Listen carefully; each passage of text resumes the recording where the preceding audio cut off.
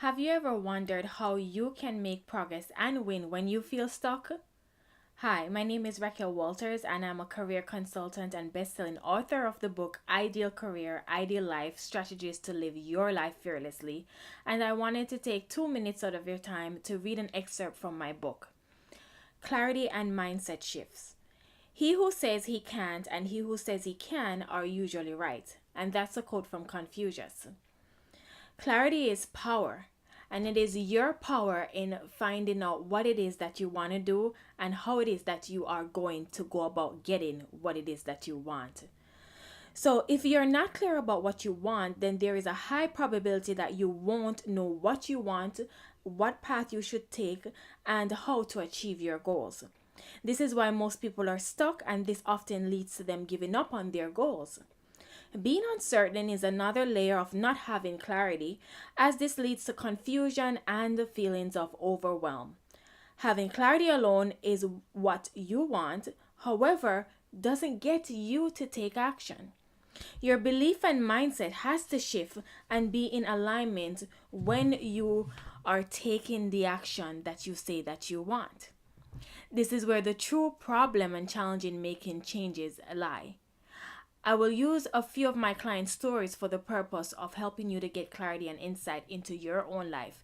And for the purpose of today, I'm going to tell you about my client, Jennifer. So, this is Jennifer's story. At the age of 47, Jennifer wanted to start a new chapter in her life, and she felt stuck and unhappy where she was in life. This feeling magnified even more after her boyfriend of 14 years passed away.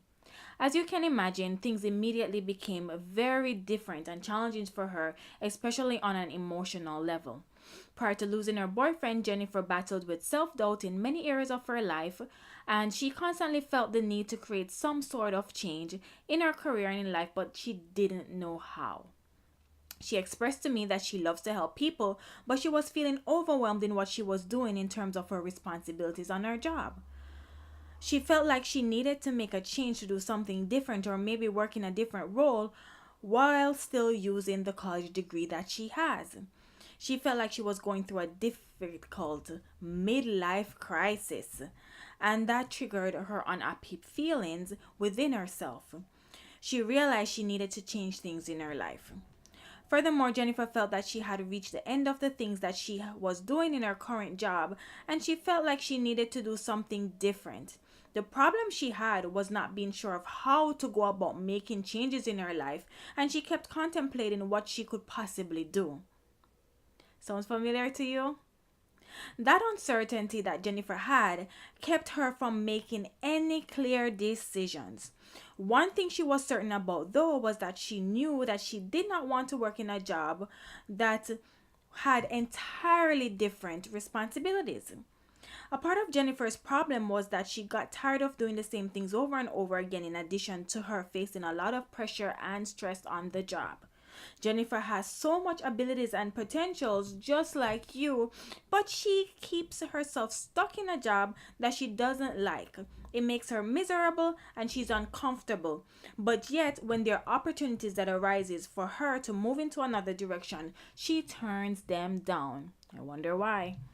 So I want you to reflect on Jennifer's story that I just shared with you, and I want you to ask yourself this question. Can you relate to Jennifer's story? And if so, I want you to say yes out loud or say yes internally, even if I can't hear you.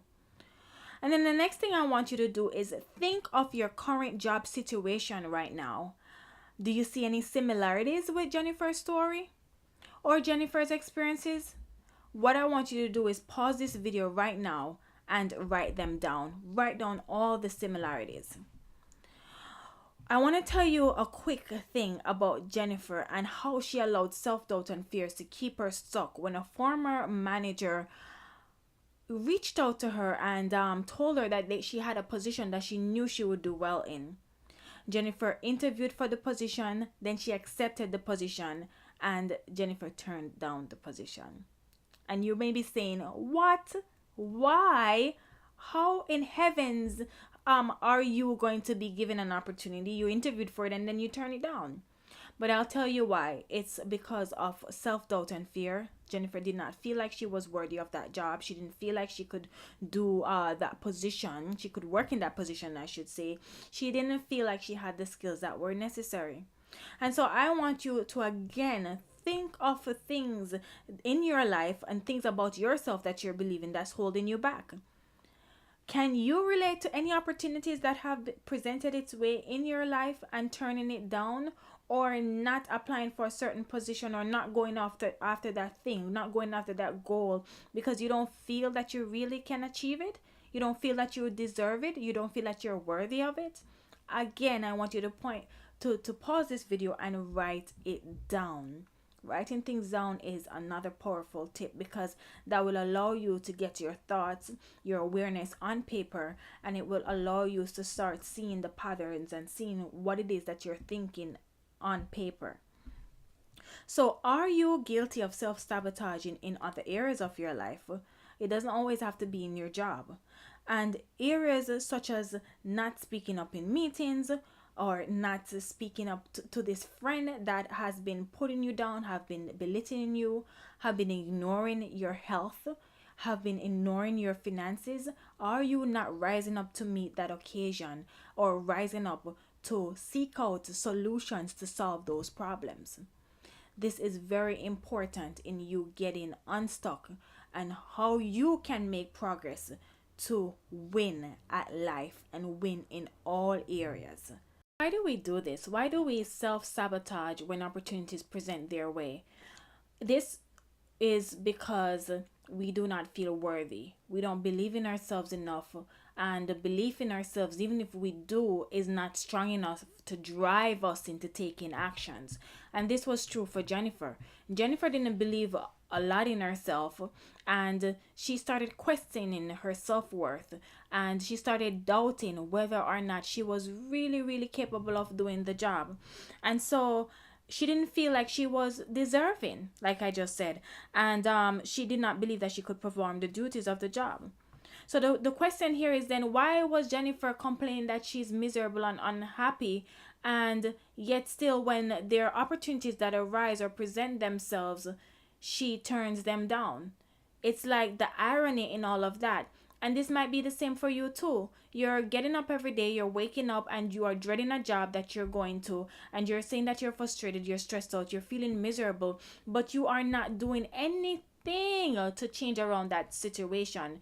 You say you want what you want, but you're not doing anything to change it. You're not investing time, energy, and money into making sure that you can start the action steps and keep momentum and having a clear path to follow in order to get you to achieve your goals.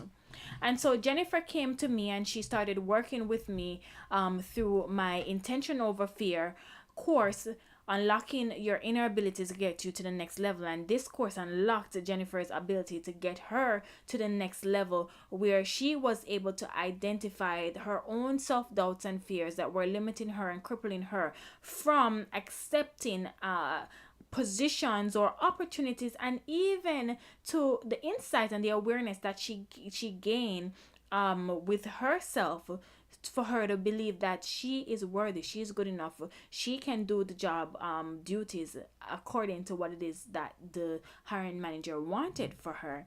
And so I want to ask you, write down any opportunities, small or big, that you've had or could have pursued that was right in front of you, but you turned it down and ran away because of fear. And once you've written that down, I want you to examine, why is it that you do what you do? Wondering what have ever happened to Jennifer. Yes, Jennifer did overcome her self-limiting beliefs, and it drove her, once she was able to identify them, it drove her into action, and she went out and she applied for jobs that were in alignment with her beliefs and what it is that she valued and how it is that she wanted to impact the clients that she served. And she landed herself a job that is within alignment with what it is that she wanted to do. And she even told me that allowing her self-doubt and fears to keep her stuck has also allowed her to not pay attention to her health. And with acknowledging all these things, because it's so important, when you realize that your self-doubt and your fears trickle over to other areas of your life. For Jennifer, she has hired a health coach that is now helping her to level up in the area of her health as well. So it's amazing when you get clarity around what is keeping you stuck, and when you are given the action steps, the tools that you need to go out and implement right away to take action so that you can achieve all that it is that you want to achieve.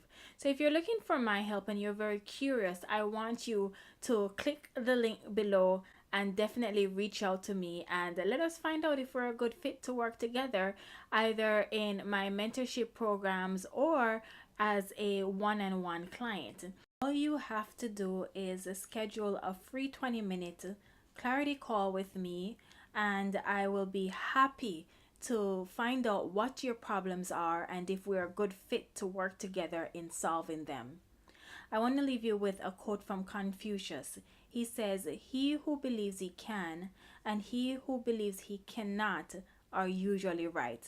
And yes, I did mention that quote earlier on in this video. It's very powerful and I want you to remember it, and I also want you to start choosing you. Speak to you soon.